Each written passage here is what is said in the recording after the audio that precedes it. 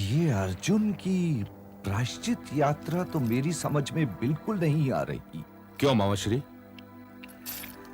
प्रायश्चित यात्रा विवाह करने के लिए नहीं होती अंगराज। और उसने तो एक विवाह हमारे मित्र मगध नरेश के पिछवाड़े ही किया है। पांडव घेरा डाल रहे हैं अंगराज, घेरा। मामाश्री, आपको तो ये पांडव घून की भांति चाटे जा रहे हैं। उठते बैठते आप उन्हीं के नाम का जाप करते रहते हो। देखो पुत्र दुर्योधन, मूर्खों की भांति सोचे समझे बिना हंसा न करो। तुम ही बताओ, अर्जुन का धनुष द्रौपदी के कक्ष में भला क्या कर रहा था? ये सब पूर्व निर्धारित लगता है। वासुदेव कृष्ण ने कोई लंबा खेल खेला लगता है। मामाश्री का कहना ठीक ही लग रहा है भ्राताश्री। मैं तो सदा से ही कह रहा हूं कि क्षत्रियों को क्षत्रियों की चाल चलनी चाहिए, अर्थात सीधे रणभूमि की ओर जाना चाहिए। तुम रणभूमि के अतिरिक्त कुछ और भी सोच लिया करो अंगराज कर्ण। रणभूमि क्षत्रिय की ससुराल होती है और अपनी ससुराल में पूरी तैयारी करके ही जाना चाहिए। इसलिए इस रणभूमि के लिए पूरी तैयारियां आरंभ कर दो मेरे पुत्रों।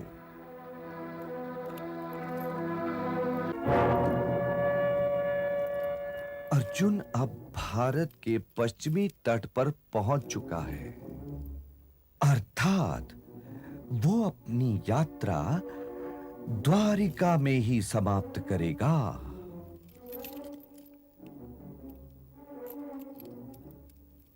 तो द्वारिका हमारा क्या बिगाड़ लेगी मामाश्री? नहीं कर्ण, नहीं। द्वारिका को अपनी मुट्ठी में रखना हमारे लिए अत्यंत आवश्यक है। हमारी एक ओर मणिपुर है और दूसरी ओर द्वारिका। यदि वसुदेव की पुत्री सुभद्रा का विवाह दुर्योधन से हो जाए तो समझ लो कि ये उनके विवाह राजने का मुंह तोड़ उत्तर होगा। विवाह राजने? हां पुत्र, हां, विवाह राजने। जो घराना अपनी पुत्री देगा वो विरोध में तो नहीं खड़ा होगा ना। ये जो तुम देखते हो कि प्राचीन काल और आधुनिक काल में राजाओं और महाराजाओं के राजभवन रानियों और पटरानियों से भरे हुए हैं, ये केवल उनकी कामुकता संतुष्ट करने के लिए नहीं है। ये विवाह है मैत्री व्यू विवाह, जिनसे निकलने का कोई मार्ग ही नहीं। तो फिर मामाश्री, मुझे क्या करना चाहिए? तुम्हें भी विवाह करना चाहिए भांजे दुर्योधन। परंतु किससे मामाश्री? वसुदेव की पुत्री सुभद्रा से।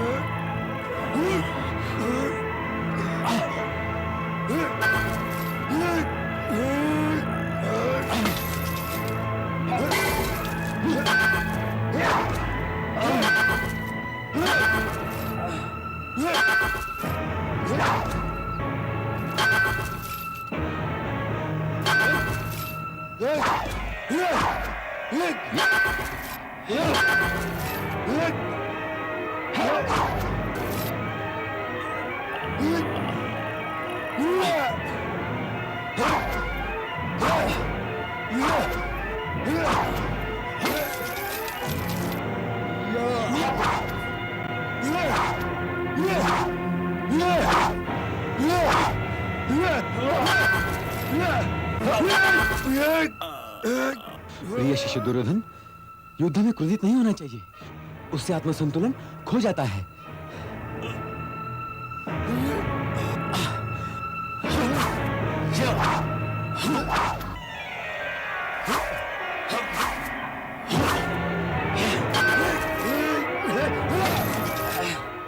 क्यों दाऊ, कैसी रही?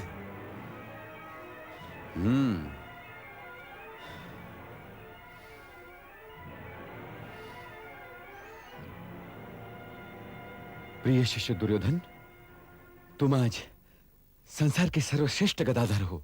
धन्यवाद गुरुदेव। हम आज अति प्रसन्न हैं। जो पुरस्कार मांगना हो मांग लो। तो मैं मांगू दाऊ? हाँ अनुज, मांग लो। तो मैं सुभद्रा का हाथ मांगता हूं दाऊ। यदि मेरा हाथ मांगा होता तो मैं तुरंत दे देता, परंतु सुभद्रा का हाथ तो सुभद्रा के पास है ना, और इस विषय में मुझे पिताश्री से बात करनी पड़ेगी। परंतु पिताश्री मेरी बात टाल थोड़ी सकते हैं, इसलिए समझ लो कि सुभद्रा तुम्हारी हो गई।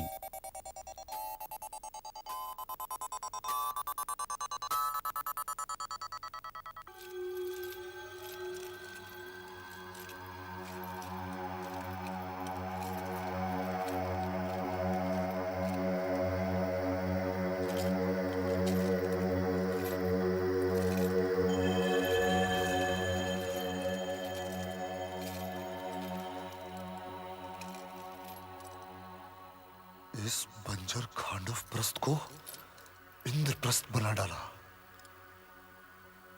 और इंद्रप्रस्थ में ये मायावी महल। अद्भुत है उस मय दानव का चमत्कार।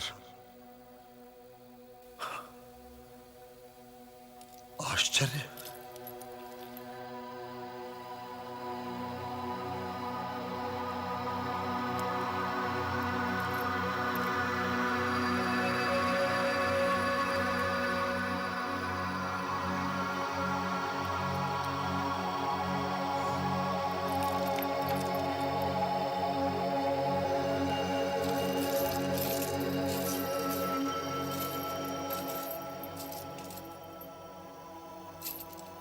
बड़ा सुहावना दृश्य है।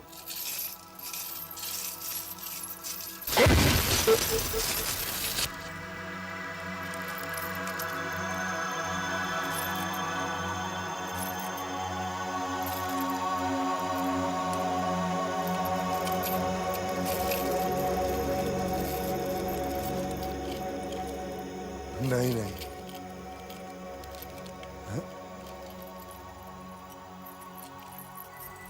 युवराज की जय हो।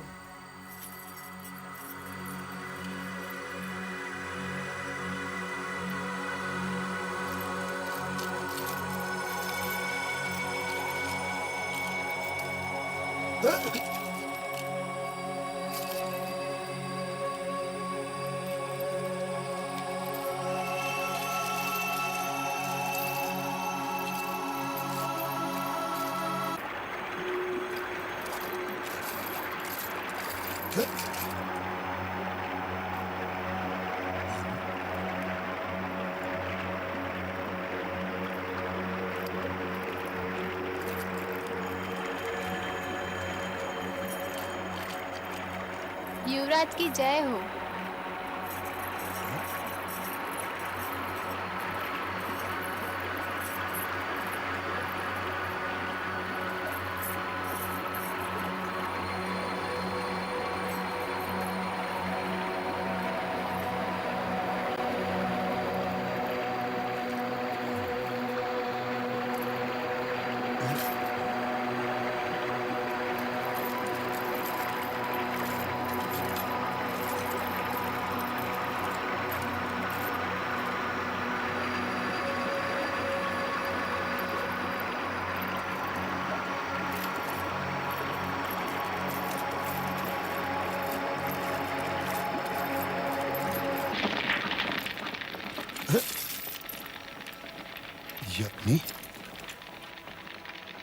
चलिए युवराज, ये अग्नि नहीं है।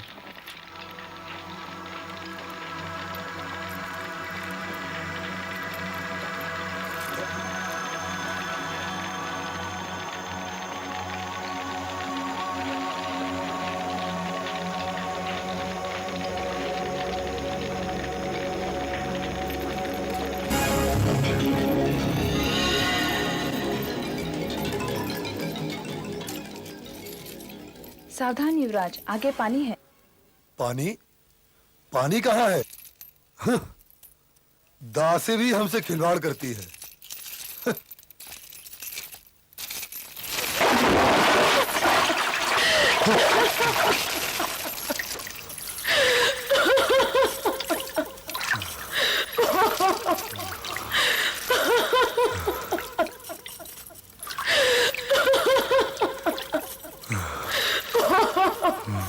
अंधे का पुत्र अंधा।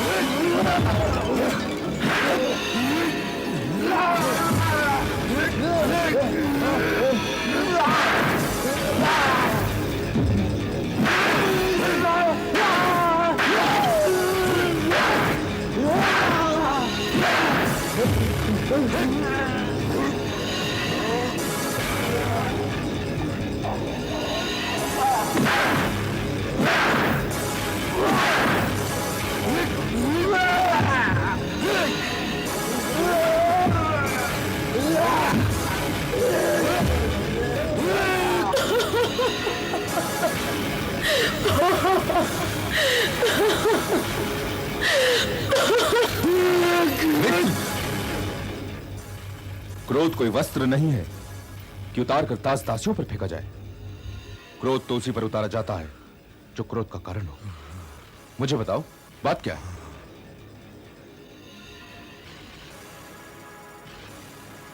क्या बताऊं मित्र, एक नागिन मुझे डस कर उलट गई है, जिसका विष मेरी नसों में रिस रहा है।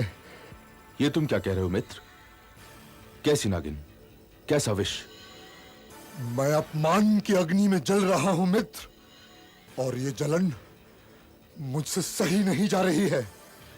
ये अग्नि मेरे भीतर भभक रही है, और यदि ये अग्नि मुझे भस्म नहीं कर सकी, तो इससे बचने के लिए मैं स्वयं अग्निकुंड में कूद पड़ूंगा।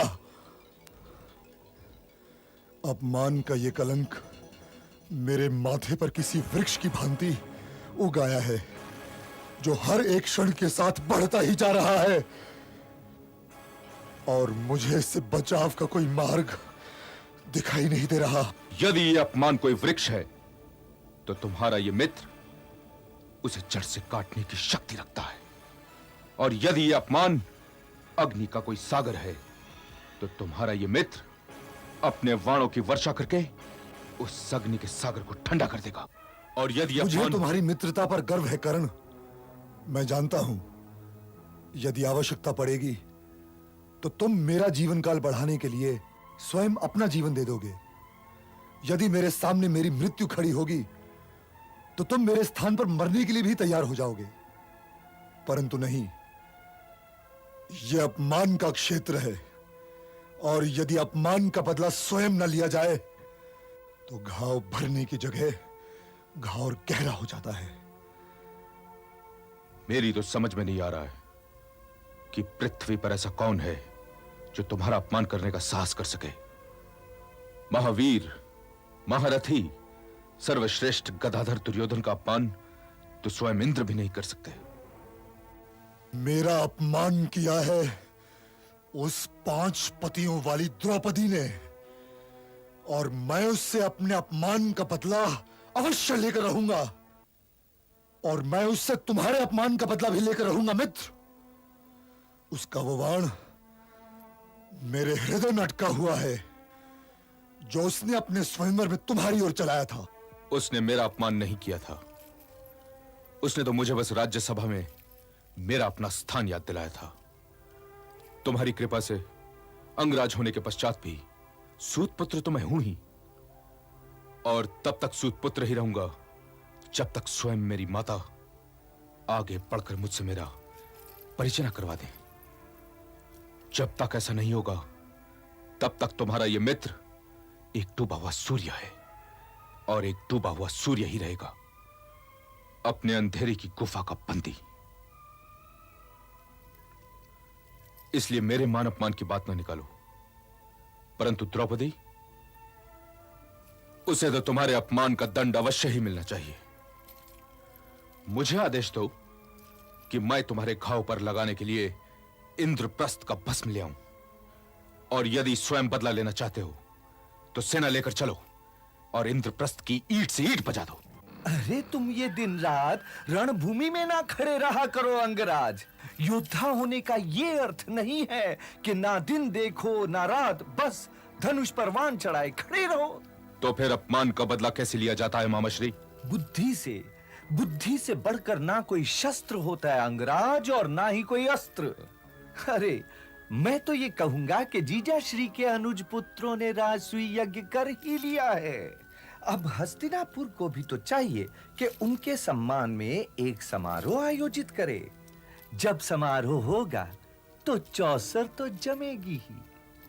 सम्राट युधिष्ठिर से मैं एक बार हार ही चुका हूं, तो क्या मुझे एक अवसर और नहीं मिलना चाहिए?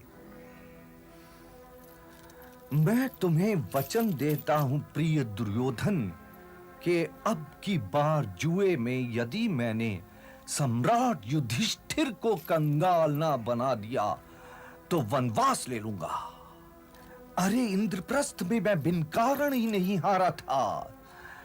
इसी हार से तो तुम्हारी जीत का मार्ग निकलेगा। मुझे आज्ञा दो मित्र। तुम्हें तो चले ही जाना चाहिए अंगराज, क्योंकि ये समझदारी की बातें हैं जो तुम्हारी समझ में नहीं आएंगी। मेरे शब्दकोश में षड्यंत्र का अर्थ समझदारी नहीं है। प्रणाम। गंगा पुत्र भीष्म, आप युधिष्ठिर से मिले? किस मुंह से जाऊं उनके पास, जाकर क्या कहूं उनसे? वे सब बड़े सभ्य हैं। द्युत क्रीड़ा की बात नहीं निकालेंगे, पर उनकी आंखों में प्रतिवाद का रंग तो होगा ही। युवराज दर्शन के अभिलाषी हैं। इस समय आने दो।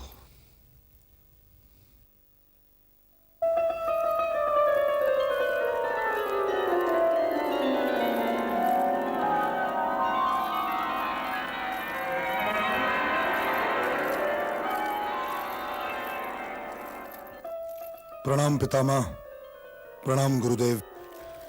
आओ वत्स, और ये बताओ कि इतनी रात गए अपने पितामह की याद कैसे आ गई? मेरे पास केवल 2 विकल्प हैं पितामह। मैं आपसे यह पूछने आया हूं कि कौन सा विकल्प उचित रहेगा। कैसे विकल्प प्रिय दुर्योधन?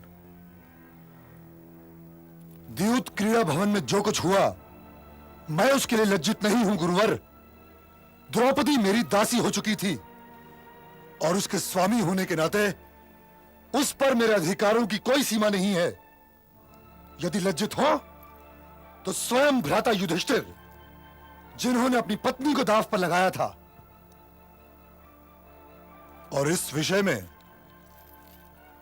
आप लोगों से मेरा मतभेद है, यह मैं अच्छी तरह जानता हूं। विकल्पों की बात करो दुर्योधन। विकल्पों की बात के लिए यह भूमिका आवश्यक थी गुरुवर। ठीक है, यदि भूमिका समाप्त हो गई हो तो विकल्प की बात आरंभ करो। जो आज्ञा पितामह।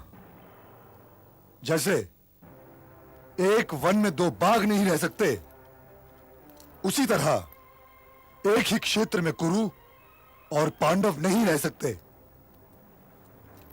द्यूत के उपरांत तो बिल्कुल ही नहीं रह सकते। ऐसी स्थिति में केवल दो विकल्प रह जाते हैं। पहला विकल्प यह पितामह कि आप मुझे आज्ञा दीजिए कि मैं इंद्रप्रस्थ पर आक्रमण करूं और यह निर्णय रणभूमि में हो कि इस क्षेत्र में मैं रहूंगा या वे रहेंगे। दूसरा विकल्प यह पितामह कि एक बार और द्यूत हो जाने दीजिए। यदि मैं जीतूं तो वे 12 बरस का वनवास और 13वें बरस का ज्ञातवास स्वीकार करें, और यदि वे जीतें तो 12 बरस का वनवास और 13वें बरस का ज्ञातवास मेरे लिए। द्यूत द्यूत कोई विकल्प नहीं है दुर्योधन। हाँ, और ये समस्या इतनी सरल और साधारण नहीं है पुत्र। क्षमा चाहता हूं पितामह, मैं आप पर या गुरु वर पर पक्षपात का आरोप नहीं लगाना चाहता, जबकि स्वयं आप दोनों ये जानते हैं कि आप सब उन्हीं के पक्ष में हैं। मैं केवल यह जानना चाहता हूं कि उन दोनों विकल्पों में से कौन सा विकल्प उचित रहेगा, युद्ध या द्यूत। इस प्रश्न का उत्तर तो केवल महाराज ही दे सकते हैं दुर्योधन। जो आज्ञा पितामह, चलिए मेरे साथ।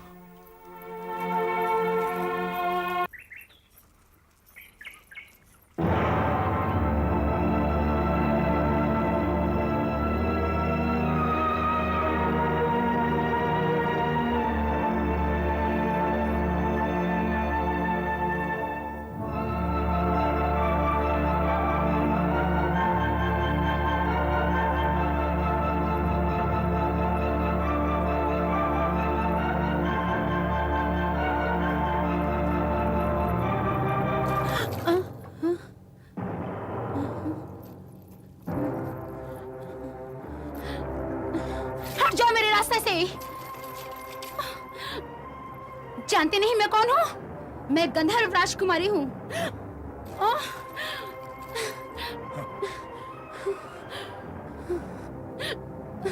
और शायद तुम नहीं जानती कि हम कौन हैं। हम युवराज दुर्योधन हैं। अपने आप को सौभाग्यशाली समझो कि आज रात्रि हम तुम्हें अपने शिविर में बुला रहे हैं। मैं तुम्हारी प्रतीक्षा करूंगा।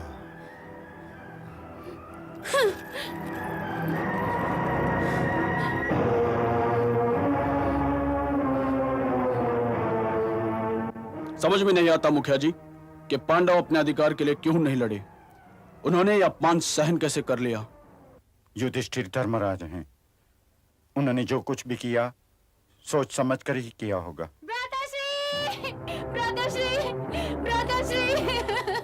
क्या हुआ बहन? भ्राताश्री! तुम रो क्यों रही हो? किसी ने तुमसे कुछ कहा क्या? हाँ बोलो ना, क्या हुआ? भ्राताश्री, उस दुष्ट दुर्योधन ने। क्या किया उस दुर्योधन ने? उसने मेरे साथ अशिष्टता का व्यवहार किया है। दुर्योधन!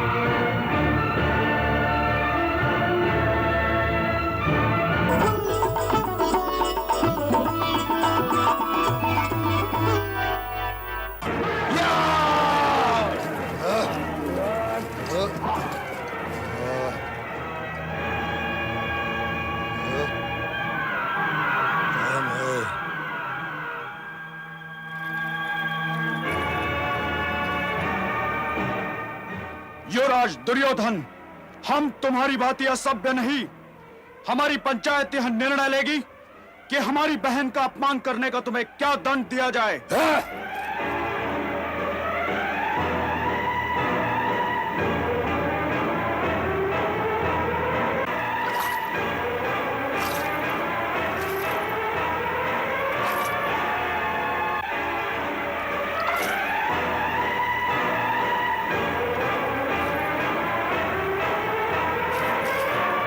प्रिय भीम, हस्तिनापुर जाने के विषय में तुम लोगों से मेरी राय भिन्न है।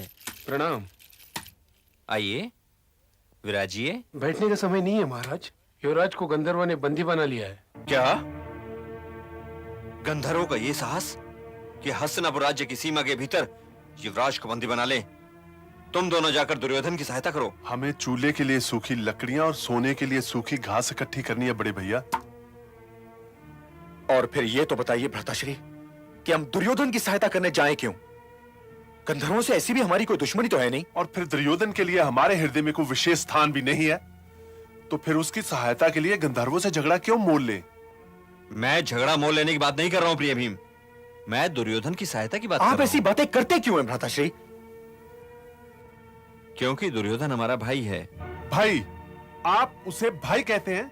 वो ऐसा भाई है जिसने कपट से आपको द्यूत में हराया। वो ऐसा भाई है जिसने भरी सभा में पांचाली के साथ दुर्व्यवहार किया और आप उसे भाई कहते हैं? हाँ, वो फिर भी हमारा भाई है और उसकी सहायता करना हमारा कर्तव्य है। यदि संकट के अवसर पर हम उसकी सहायता नहीं करेंगे तो उसमें और हमारे में अंतर ही क्या रह जाएगा? क्या इस समय उसकी सहायता न करने के उपरांत तुम लोग ज्येष्ठ माताश्री का सामना कर पाओगे? क्या तुम उनसे कह सकोगे कि तुम उनके आशीर्वाद के योग्य हो? अनुज दुर्योधन से हमारा झगड़ा एक आपसी झगड़ा है, एक घरेलू झगड़ा है। हम आपस में निपटते रहेंगे एक दूसरे से, परंतु इस आपसी झगड़े का अर्थ ये तो नहीं कि बाहर वाले इसका लाभ उठाएं। इसलिए यह आवश्यक है कि इस आपत्ति की घड़ी में उसकी सहायता करें।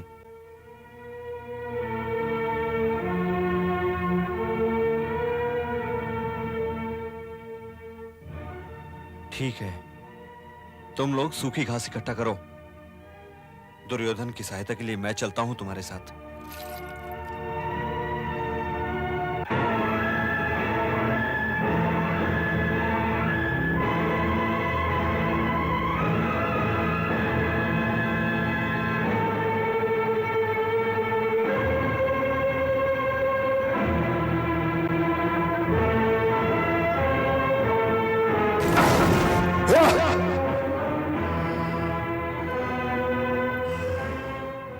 युवराज दुर्योधन, तुमने केवल एक कन्या का अपमान नहीं किया है, तुमने केवल गंधर्वों का भी अपमान नहीं किया है, तुमने अपमान किया है समुची मानव जाति का, मानव समाज का, मानव मर्यादा का।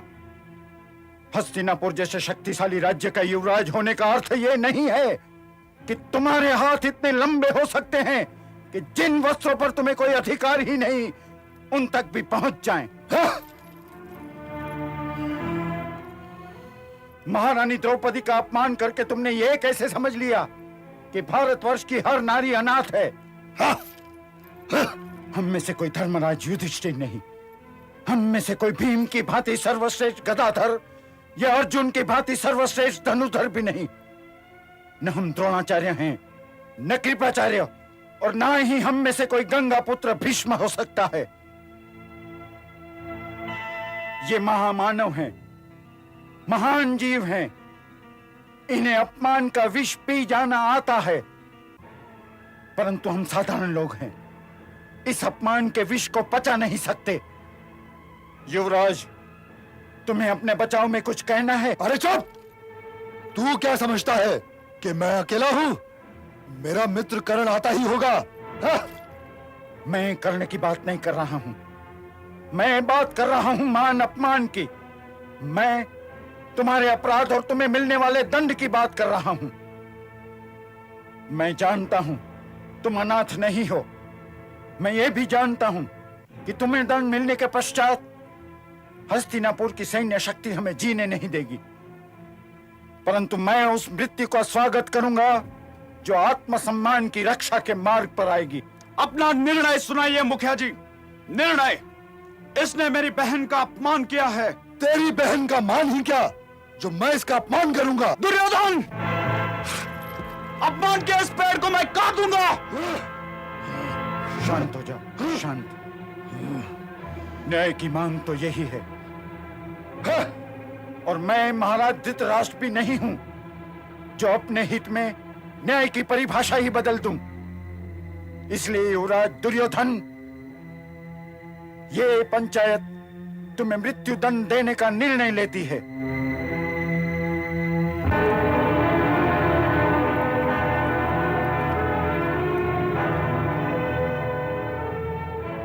प्रणाम।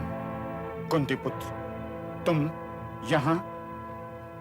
इसने चाहे जो भी अपराध किया हो, हम उसके लिए आपसे क्षमा चाहते हैं। इसने मेरी बहन के शरीर को छूने का अपराध किया है महारथी भीम, और क्या आपके क्षमा मांग लेने से अपमान का घाव भर जाएगा?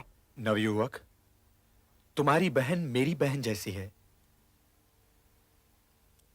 सुनिए, इस दुष्ट के हाथों के बदले तुम मेरे हाथ कटवा लो बहन। इसकी आंखों की असभ्यता का दंड तुम मेरी आंखों को दे दो बहन, किंतु इसे क्षमा कर दो।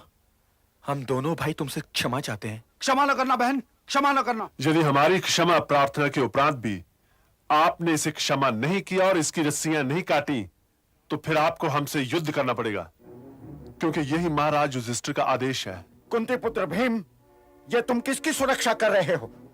इस दुर्योधन ने भरी सभा में महारानी द्रौपदी का वस्त्रहरण करने का पाप किया है। इस दुष्ट ने कपट से तुम्हारा राजपाट जीत लिया है, और इसी ने तुम्हें। हमारे ज्येष्ठ भ्राताश्री का कहना है कि ये फिर भी हमारा भाई है। हम तुमसे युद्ध नहीं करना चाहते, इसलिए हमारी सुनो और इसे क्षमा कर दो। हम अपनी मर्यादा के नाम पर मरने से नहीं डरते कुंती पुत्र भीम। तुम चाहे अपनी पत्नी का अपमान भले ही सहन कर जाओ, परंतु मैं अपनी बहन का अपमान सहन नहीं कर सकता, और मैं ये भी जानता हूं कि मैं तुमसे युद्ध नहीं कर सकता। फिर भी मैं तुमसे युद्ध करूंगा कि यही एक भाई की मर्यादा है। सुन लिया तुमने? तुम्हारे कारण भरतवंशियों को क्या क्या सुनना पड़ रहा है। फिर भी भ्राताश्री का आदेश है और हम तुम्हें मुक्त करा के ही जाएंगे।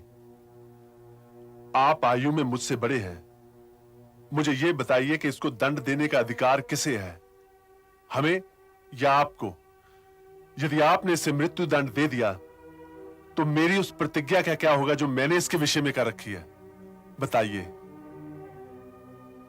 तुम ठीक कहते हो। इसकी मृत्यु पर तुम्हारा अधिकार हमारे अधिकार से अधिक है। इस दुष्ट की रस्सियां तुम काटो। जो आज्ञा।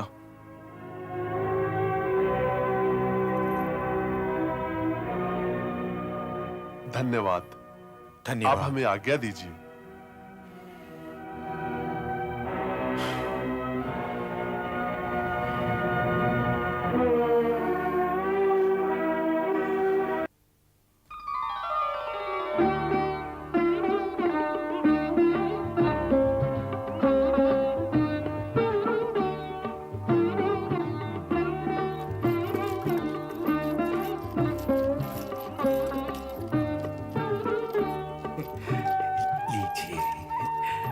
थोड़ा और।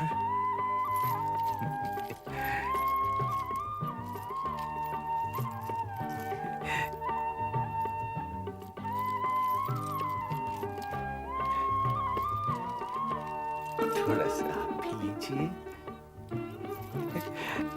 आप लोगों की सेवा करना ही तो हमारा धर्म है।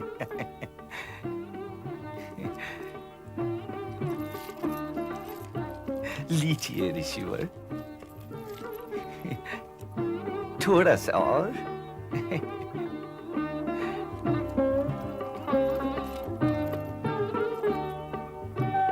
इधर आओ मामा। अरे इस ऋषि को यहाँ से विदा कीजिए, यही तो मैं। ये ऋषि दुर्वासा है प्रिय दुर्योधन। हाँ? ये विदा नहीं किए जाते, ये तभी जाते हैं जब ये जाना चाहे। और सुनो, यदि ये प्रसन्न ना हो तो शाप इनकी जीभ की नोक पे रखा रहता है। गंधार नरेश, आज्ञा ऋषिवर। मुझे लगता है ऋषि सेवा से तुम लोगों का मन ऊब चला है। ये आप क्या कह रहे हैं ऋषिवर? आपकी सेवा का अवसर तो बड़े भाग्यवानों को मिलता है जी। दुर्योधन के मुखमंडल पर तो हमें यह आनंद दिखाई नहीं देता। यदि ऐसा है तो राजन, आप क्रोधित ना होइए ऋषिवर, क्रोधित ना होइए। पुत्र दुर्योधन तो मुझसे ये कह रहा था कि यदि पांडव भाई भी यहाँ होते तो उन्हें भी आपका आशीर्वाद मिल गया होता। अब वो आपसे ये कहने का साहस तो नहीं कर सकता ना कि आप स्वयं कृपा करके उनके पास पधारें। जी ऋषिवर, मैं तो केवल यही कह रहा था। हम तुम्हारे भ्रातृ प्रेम से अति प्रसन्न हुए। हम उन सबको आशीर्वाद देने अवश्य जाएंगे। धन्य हो ऋषिवर, धन्य हो।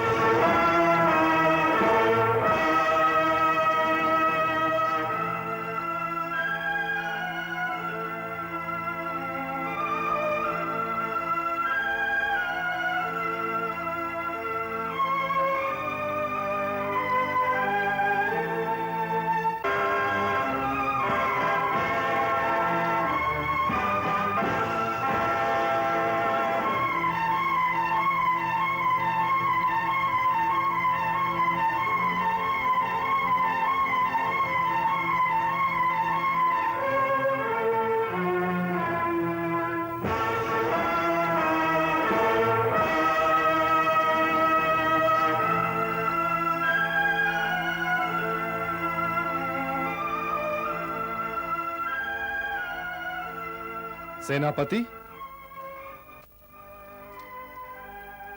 तुमने देखा सेनापति, हमने तो महाराज युधिष्ठिर को यह सूचना भी ना दी थी कि हम उनके पक्ष में युद्ध करने कब और किधर से आ रहे हैं, किंतु उन्हें समाचार मिल ही गया होगा।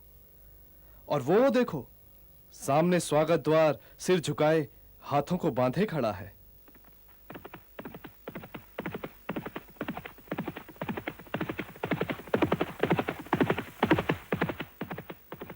मदर नरेश की जय हो। हम अपने महाराज की ओर से आपका हार्दिक स्वागत करते हैं। किंतु तुमने ये कैसे जान लिया कि हम इसी मार्ग से आ रहे हैं? महाराज की जय हो।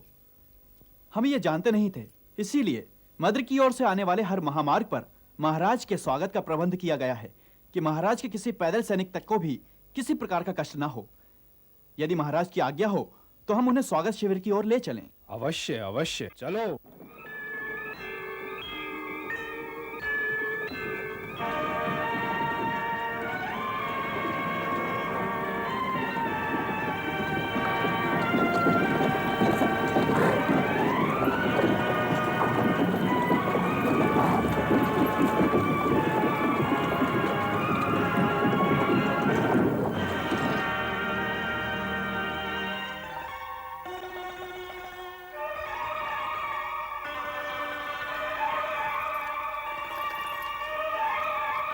मदर नरेश की, मदर नरेश की, मदर नरेश की, मदर नरेश की, मदर नरेश की, मदर नरेश की, मदर नरेश की।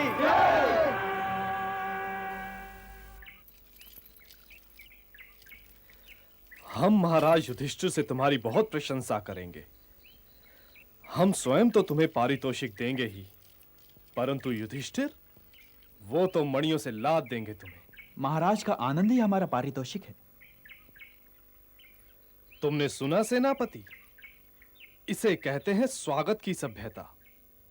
हमसे कोई पारितोषिक लिया भी नहीं और ये कह के नकार भी दिया कि हमारा आनंद ही इनका पारितोषिक है।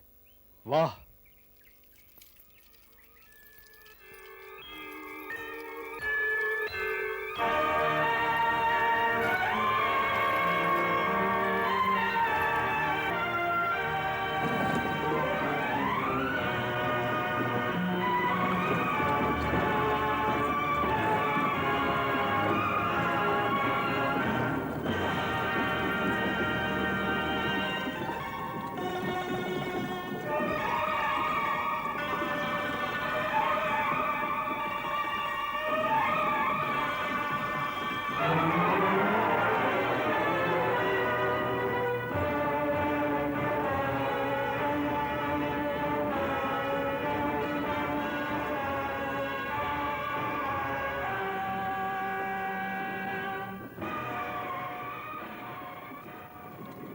ध्यान से सुनो भांजो, यदि हम योजना के अनुसार चलते रहे तो सारे कार्य। प्रणाम युवराज। महाराज शल्य आ गए? जी युवराज, और वो हमारी सेवा से इतने प्रसन्न हुए कि ज्येष्ठ पांडुपुत्र से हमारी प्रशंसा करने वाले हैं। ज्येष्ठ पांडुपुत्रों से? जी युवराज। सुना मामा श्री, सुना आपने? मामा शल्य ज्येष्ठ कुंती पुत्रों से इन सबों की प्रशंसा करने वाले हैं। प्रिय दुर्योधन, जैसे भांजे वैसा मामा। यदि तुम इस मामे को तोड़ लो तो पांडवों के मुंह पे निश्चित ही कालिक पुत जाएगी, और वो भी इतनी पक्की कालिक कि छुड़ाई कभी नहीं छूटेगी भांजे, कभी छुड़ाई नहीं छूटेगी।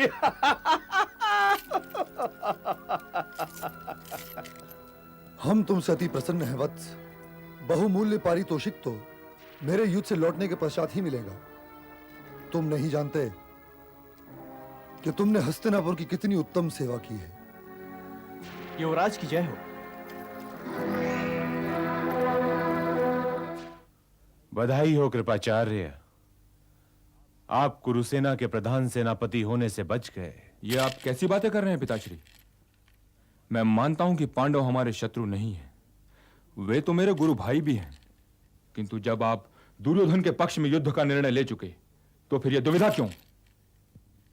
यही तो दुविधा का कारण है वत्स। शत्रु पर प्रहार करना तो सहज होता है, परंतु जो अपने प्रिय हो उनके शरीर को वेदने वाला बाण तो स्वयं अपने हृदय को भी वेद जाता है ना। तो फिर आप युद्ध क्यों कर रहे हैं मामाश्री? इसका कारण दुर्योधन ही जानता है पुत्र। हम उसके नमक के ऋणी हैं, कृतज्ञ हैं। उसकी रक्षा करते हुए वीर गति को प्राप्त हो जाने के लिए विवश हैं। इसलिए निर्णय हमारे हाथ में नहीं है। हाँ, तुम उसके ऋणी नहीं हो। मैं ऋणी तो नहीं हूं, किंतु मैं विश्वासघाती भी नहीं हूं। दुर्योधन की विजय हो या पराजय, मैं उसके पक्ष में हूं और उसके पक्ष में रहूंगा।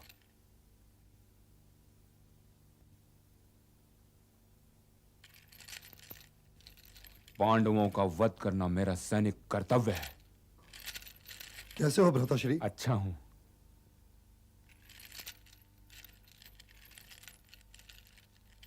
प्रणाम गुरुदेव। प्रणाम कुल गुरु कृपाचार्य।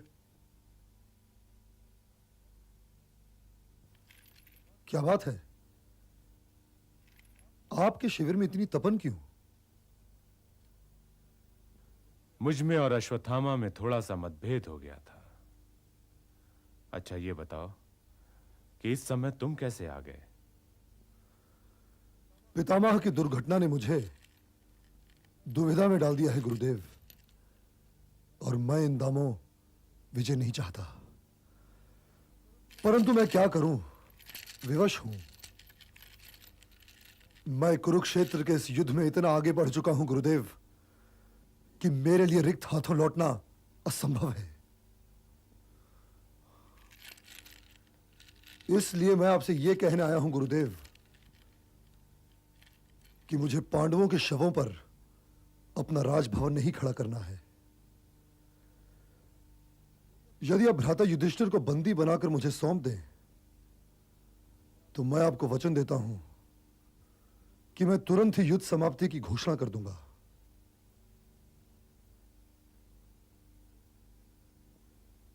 तुम युधिष्ठिर को मृत्यु दंड तो नहीं दोगे? कभी नहीं गुरुदेव, मैं युधिष्ठिर को मृत्यु दंड नहीं दूंगा। समझ गया। पांडवों की पराजय के उपरांत उनके भाग्य का राज्य तुम उन्हें सौंप देना चाहते हो। प्रिय दुर्योधन,